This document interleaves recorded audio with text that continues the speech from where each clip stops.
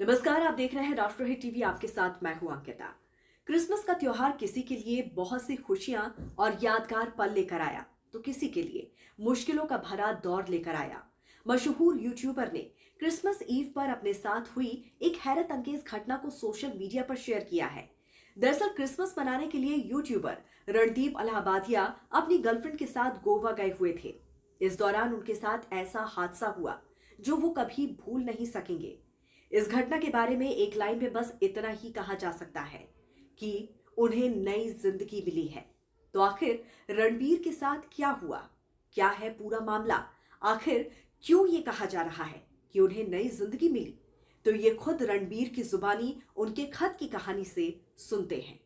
रणबीर अलाहाबादिया ने अपने Instagram handle पर एक लंबे पोस्ट के जरिए बताया कि कैसे वो पानी में फंस गए थे और उन्हें जान गंवाने का जोखिम महसूस हुआ।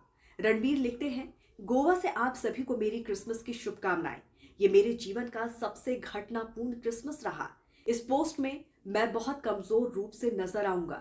हम अब बिल्कुल ठीक है, लेकिन कल शाम 6 बजे या उसके आसपास मेरी गर्लफ्रेंड और मुझे एक छोटी सी दुर्घटना से बचाया गया।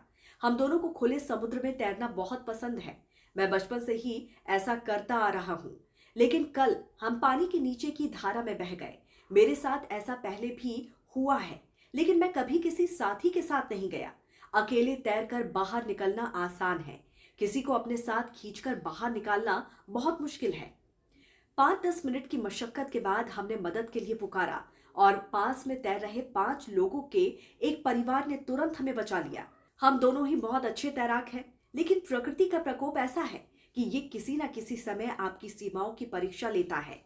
हमने एक मजेदार डुबकी लगाई थी, लेकिन पानी का बहाव नीचे काफी ज्यादा था और इसने हमें रोक दिया और हम दोनों अंदर ही उलझ गए और बाहर निकलने में मुश्किलों का सामना करने लगे। हमें इसके बाद एहसास हुआ कि हम दोनों ही पानी में डूब रहे थे और इससे बाहर निकलने में संघर्ष कर रहे थे। रणबीर अलाहाबादिया ने आगे बताया कि इस कठिन समय में एक समय ऐसा भी आया जब मैंने बहुत सारा पानी निगल लिया और धीरे धीरे बेहोश होने लगा। तभी मैंने मदद के लिए चिल्लाने का फैसला किया। हम दोनों को बचाने वाले आईपीएस अधिकारी पति और आईआरएस अधिकारी पत्नी के परिवार के प्रति गहरा आभार। इस अनुभव ने हमें खालीपन के साथ साथ आभारी भी महसूस करवाया। हमने पूरी घटना के दौरान ईश्वर की सुरक्षा महसूस की।